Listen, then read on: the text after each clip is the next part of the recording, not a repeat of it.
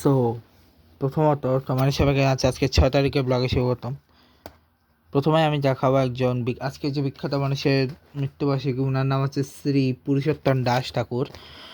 তো ওনার যদি আমি জন্ম মৃত্যু এভরিথিং সব কিছু নিয়ে বলি, উনি হচ্ছেন দশম গোপালা ছিলেন শ্রী নিত্যানন্দ প্রভুর অফ দ্য কাউ হেয়ার বয়ডাম। Born to Sadashiva Kaviraj, he was spontaneous devotion from birth, offering this regarding his physical body while serving Lord Nityananda.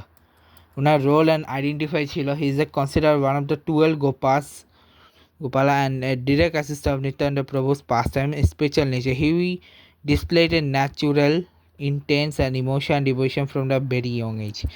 Family life. His father, Sadashiv Kaviraj, was also a close associate of Nityananda. His son, Kanuthakur of Shishu Krishna Das, was an exalted devoted deity. He is associated with the worship Pranvalabha, and his temple, known as the Bashu Janabapad, is located in the Chandiagram district. His main disciples include Sri Madhavacharya, Sri Adavacharya, and Devokai Nandandas, author of Vaishnava Bandhan, appearance and disappearance. His appearance day is celebrated around March, and his disappearance day is observed on February 17. সেই ছিল নারী এটা। এখন আছে শ্রী ভক্তি বেদান্ত। আজকে আরেকজন বিখ্যাত মানুষের জন্মদিন, যার উনি হচ্ছে শ্রী ভক্তি সিদ্ধার্থ দশাশ্বরী ঠাকুর মহারাজ। ওনার জন্ম হচ্ছে 1874 সালের আজকের দিনে, মানে 6 ফেব্রুয়ারিতে পুরীতে ওনার জন্ম। উড়িষ্যার পুরীতে জগন্নাথপুরী ধামে ওনার জন্ম।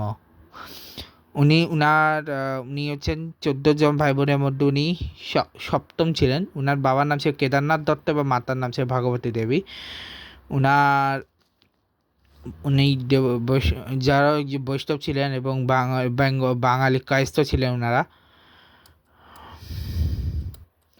উনি পড়াশোনা করেছেন বিমলা প্রসাদ, often called Bimala Binu, former education of English school in Ranaghat in 1881. He was transferred to Oriental Seminary at Calcutta in 1880. After Kedarnath was posted as senior deputy magistrate in Srilampura of Hooghly, Bimala was।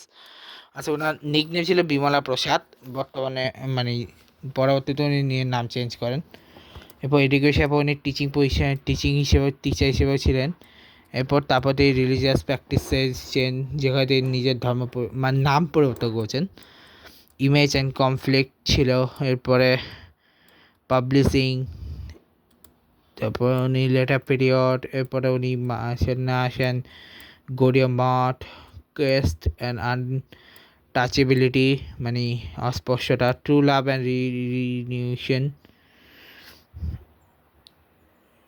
renunciation, the Gaudiya mott in Europe। দেন তারপরে হচ্ছে crisis in succession, recognition, এইসব কিছু নিয়ে হয়েছে ওনার সাথে।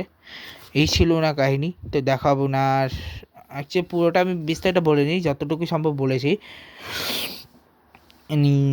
এই আর কি, basically ওনার বই লিখেছেন, স্বাস্থ্য নিয়ে অনেক কাজ করেছেন উনি। হিন্দু ধর্মকে অনেকটা সচ্চা করার জন্য যা কাজ করেছে সব কিছু করেছেন। তো এই ব্লগটা এখানে শেষ করেছে। দেখা হচ্ছে নেক্সট ভিডিওতে। Good bye guys, good bye, দেখা হচ্ছে নেক্সট ব্লগে।